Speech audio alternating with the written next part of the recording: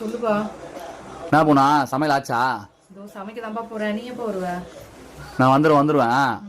நான் வரும்போது இன்னைக்கு சிக்கன் ரைஸும் பார்பிக்யூக்கும் வாங்கிட்டு வந்துடும்பா. அப்படியா? சரி சரி வாங்கிட்டு வா. சரி சரி போனா. என்ன கிளம்பிட்டல்ல? கிளம்பிட்டேன். என்ன ஒன்று இன்னைக்கு ஒரு 1 hour லேட் ஆகும் போனா. ஏன் என்னாச்சு? அதான் நானே உன்ட்ட சொல்ல நினச்சிருந்தேன். ஃப்ரெண்ட்ஸு ரொம்ப நாள் கழிச்சு கூப்பிட்டாங்க. அதான் போய் பீர் மட்டும் சாப்பிட்டு வந்துடும்பா.